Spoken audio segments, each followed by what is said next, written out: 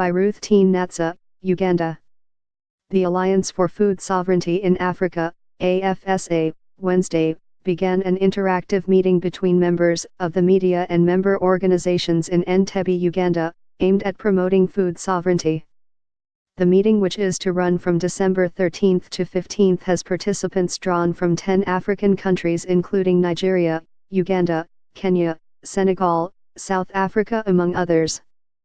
Speaking exclusively to leadership at the event, AFSA Programs Coordinator, Bridget Mugambe said the meeting was inspired because AFSA is an intercontinental network and want to see how to strengthen, relate and open spaces for the media, while engaging them on issues of food sovereignty. Reacting on the position of Africa on attaining food sovereignty, she said, "We can't say Africa has achieved food sovereignty, rather we are worried because we are moving from a point where we have our food and can grow it in our ways to a point now where it is being influenced to change and adapt to industrial formats, that is just concerned about producing with little or no regard to the kinds of food we produce or the methods we use."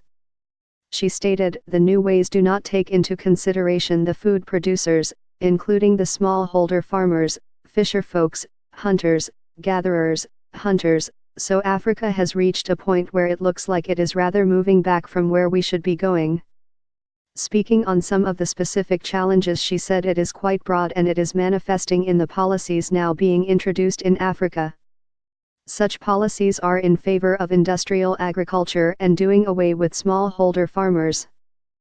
So we look at policies and frameworks like the G8, now the G7, New Alliance for Food Security, that is looking at getting more lands to produce crops and do commercial agriculture, and these are big farmers. We are looking at harmonization of seed trade to ensure uniformity, to ensure same production and output. We are looking at land grabs and things that have to do with pastoralist, forest among others, because communities are really being affected," she said.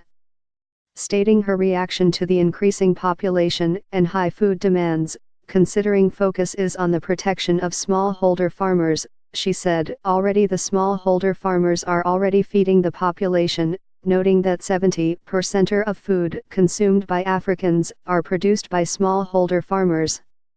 She however noted that it is not about the quantity of food but rather other issues in agriculture, such as distribution, promoting local food and issues of pest and diseases, which government research does not support, but rather comes with research promoting new and hybrid seeds.